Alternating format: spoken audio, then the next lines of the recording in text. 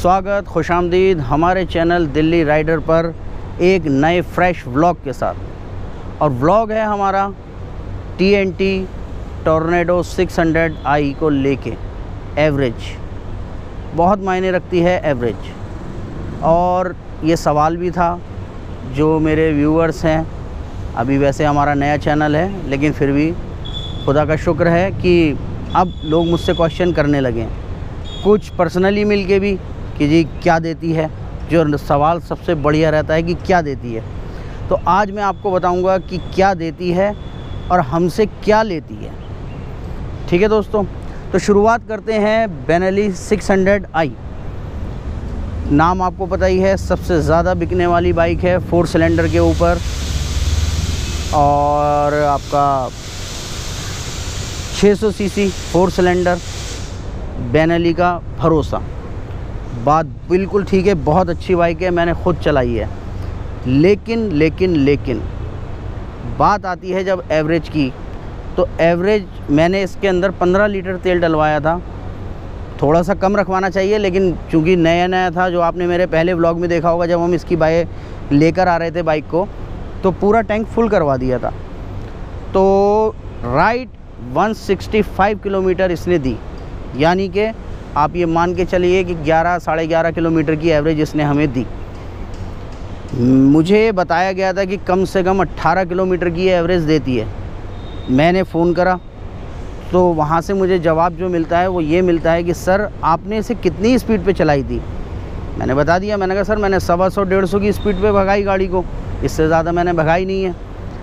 तो उनका जवाब ये आया कि सर जो कंपनी दावा करती है एवरेज निकालने का, वो एवरेज निकालने का दावा करती है कि अगर आप 70, 80, 90 की स्पीड पे इस गाड़ी को चलाएंगे तब। अब मेरी समझ में एक बात ये नहीं आई कि अगर इतनी बड़ी मशीन को लेके हम 70, 80 की स्पीड पे इस गाड़ी को चला रहे हैं, तो फिर ऐसा लग रहा है जैसे हम एक खुले मैदान के अंदर अपनी साइकिल चला रहे हैं, क्योंकि 60, 70 या 80 की स्पीड जो है इसकी, वो पहले गियर में आराम से टच कर जाती है।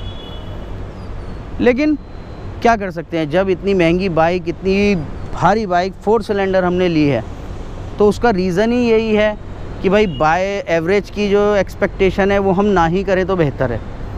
बाइक के अंदर कहीं कोई मुझे कमी नज़र नहीं आई, बेहतरीन चलने में, स्मूथनेस, कोई टेंशन नहीं। जहाँ पर जाते हैं लोग रुक के पूछते हैं।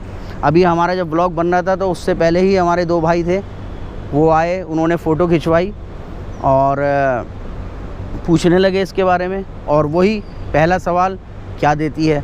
मैंने कहा भाई ये ना ही पूछो तो बहुत अच्छी बात है। तो कुल मिला के ओवरऑल बात ये है कि हम इसमें क्या चाहते हैं, पावर चाहते हैं, रेस चाहते हैं, टशन चाहते हैं, या एवरेज चाहते हैं। तो एवरेज के मामले में ये बाइक बिल्कुल निराधार है, कोई भी इसका आधार नहीं है। अगर आपको सिर्फ इस बाइक को दौड़ाना है तो आप बेधड़क होकर दौड़ाइए, बिंदास दौड़ाइए, कोई टेंशन नहीं कहीं से कहीं तक की भी। लेकिन अगर आप ये सोचें कि इस बाइक से आप एवरेज निकाल लें, तो मेरे भाई, मेरे दोस्त, इस एवरेज वाले सवाल को तो आप भूल ही जाइए। और एवरेज जो है वो निकल जाए, मुझे तो पॉसिबल लगता नहीं है, क्योंकि एक इसकी मैं सर्विस करा भी चुका हूँ। सिंथेटिक ऑयल इसके अंदर डाला था, जो आपने देखी थी मेरे पुराने व्लॉग में, जिसमें हम इसकी डिलीवरी ले रहे थे। तो आइए थोड़ा दिखाता हूँ। ये देखिए, इस वक्त ये 192 किलोमीटर चल रही है।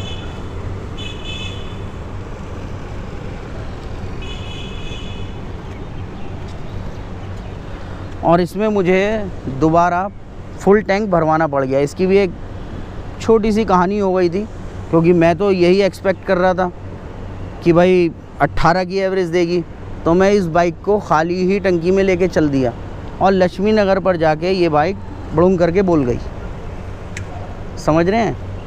तो वहाँ पर इसका जो था काम हो गया। फिर मुझे अपने ब्रदर को फ़ोन करना पड़ा, वो पेट्रोल लेकर आए, इसके अंदर डाला, तब ये गाड़ी चली। तो ओवरऑल एवरेज के मामले में ये बिल्कुल कंडम है। 10 किलोमीटर की एवरेज राइट पड़ी, 10, 11, 11.5 ये आप मान सकते हैं, इससे ज़्यादा की कोई एवरेज नहीं पड़ी है। तो ये था हमारा आज का छोटा सा व्लॉग, जो मेरे दोस्तों ने, व्यूवर्स ने पूछा था मुझसे, वो मैंने आपको बता दिया है। बाइक में, मशीनरी में कोई भी कमी नहीं है, ये बात मैं आपको बता रहा हूँ फिर से। और यही बात सब लोग बताएंगे जिनके पास में बेनेली 600 आई है। लेकिन एवरेज फिर भूल जाइए। और इसी के साथ हम अपना छोटा सा व्लॉग यहीं ख़त्म करते हैं और अगले फ्रेश व्लॉग में आपको मिलेंगे हिमालयन के साथ, जो अभी अभी सर्विस होने आई है।